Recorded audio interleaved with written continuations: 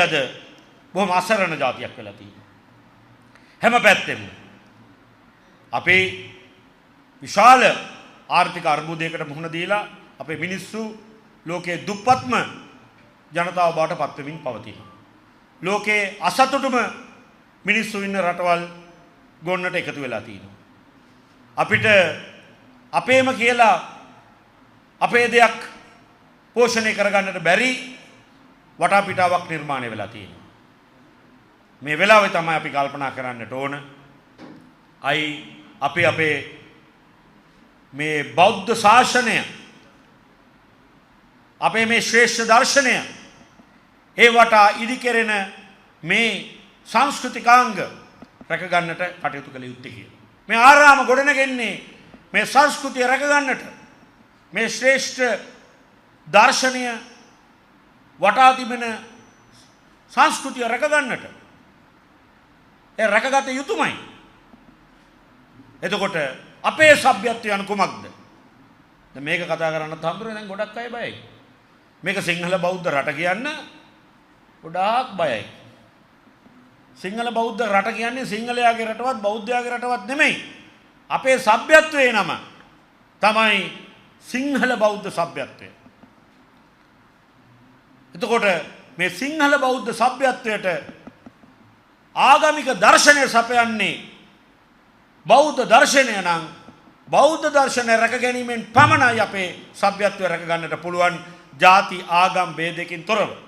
ලංකාවේ ඉන්න මුස්ලිම් මිනිසුත්, ලංකාවේ ඉන්න ද්‍රවිඩ මිනිසුත්, ලංකාවේ ඉන්න වෙනත් ජාතිකයිනුත්, වෙනත් ආගම් අදහන අයටත් මේ සભ્યත්වය රැකගත්තොත් විතරයි ඔවුන්ට මේ නිදහසේ ඔවුන්ගේ ආගම අදහන්නට ලැබෙන්නේ. මේ සරල දේ කියලා දෙන්න ඕන. නැත්තම් මේක ජාතිවාදය කියලා කියනවා. අපිට අපේම වූ ආර්ථික දර්ශනයක් තිබුණු රටක්, අපිට අපේම දර්ශනයක් තුලින් සතුට සොයා ගිය රටක්, අපි පිටරටින් ඔය එක දාති ඒව බැදගෙන අවිල්ලවත් සෝඩ බෝතලේ දාලවත් බීලා නෙමෙයි සතුටු උනේ. අපිට අපේම වූ සතුටු පරාසයක කටයුතු කරන්නට තරම් වූ දර්ශනයක් තිබුණු එයින් සුපෝෂිත රටක්. ඒ රට ගිහිල්ලා වැටෙනෝ නම් ලෝකයේ අසතුටුම රටවල් ගොන්නට අපේ හැමදෙරේ සන්තුෂ්ටි පරමං ධනං කියපු මේ රට, මේ පුණ්‍ය භූමිය, බුදුරජාණන් වහන්සේ පා තැබූ භූමිය එහෙම උනේ කොහොමද කියන ප්‍රශ්නෙටයි අපි විසඳුම හොයන්නට ඕනේ. ඒ විසඳුම තිබෙන්නේ මේ අපේ ස්වාමින් වහන්සේලා කේන්ද්‍රීය බෞද්ධ දර්ශනය හා ඒ වටා තිබෙන සාහිත්‍යයත් සංස්කෘතියත් රැක ගැනීමෙන් පමණයි. මේ රටේ කාට හරි මොලයක් තියෙන දේශපාලනඥයෙක් කොහේ හරි තැනක ඔය පාලනේ ඉන්නෝ නම් මතක තබා ගත යුත්තේ කවමදාක්වත් මේ රටේ මිනිස්සු සතුටින් තියන්නට බෑ. අපේ පන්සල සුපෝෂණය කරන්නේ නැතු.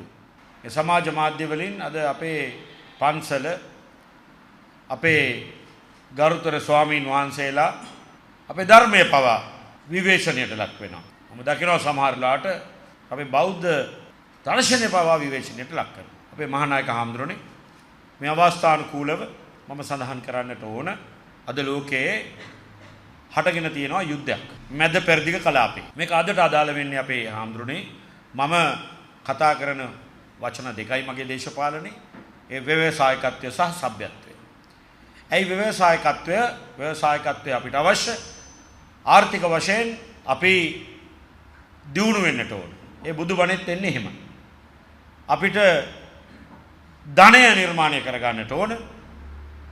හැබැයි මේ ධනය නිර්මාණය කරගන්නට නම් අවශ්‍ය පසුබිම සකස් කරන්නේ ඒ රටවල් වලට ඒ Tamanගේ සભ્યත්වය.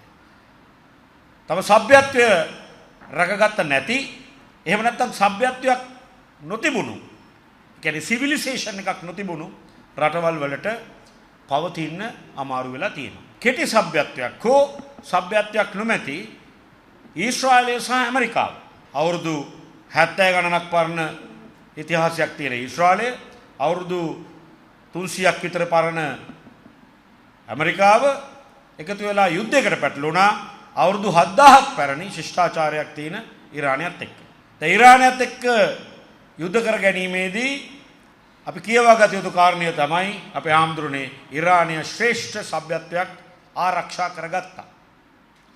ඔවුන් ඒ සભ્યත්වයෙන් තමයි මේ පෙරලා පහර දෙන්නේ. ඒ සભ્યත්වය මත පිහිටා ඔවුන්ගේ නායකයා ඝාතනය කිරීම දැක්කේ ඔවුන්ගේ සભ્યත්වය උරුමයට කරන ලද ප්‍රහාරයක් ලෙස. විවාදාත්මක වුණත් මොන දේශපාලනය කරත් ඇත්ත ඇති සැටියෙන් කතා කරන්නට ඕන.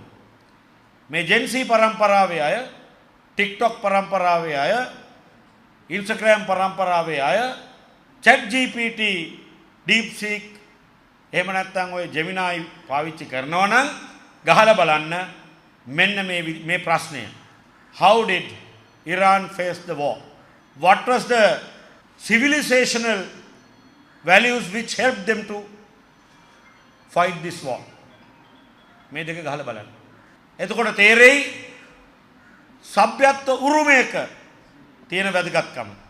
ඔවුන් විටින් විට යුද්ධ වලට මොන දුන්නා අපේ මේ පොඩි රට වගේම. හැබැයි ඔවුන් මේ හැම අවස්ථාවකදීම තම සભ્યත්ව උරුමය civilizational values වලින් තමයි ශක්තිවන්ත වුණේ. ඒ ඉරානයේ ඉන්න ආධ්‍යාත්මික නායකයව ඝාතනය කළා. ඇමරිකාවේ ජනාධිපතිවරයා ආරාධනා කරා ඉරානයේ තාරුණ්‍යයට කිව්වා දැන් එන්න අන්න ගිහිල්ලා බලය අල්ලන්න කියලා. කවුරුත් ආවේ නැහැ.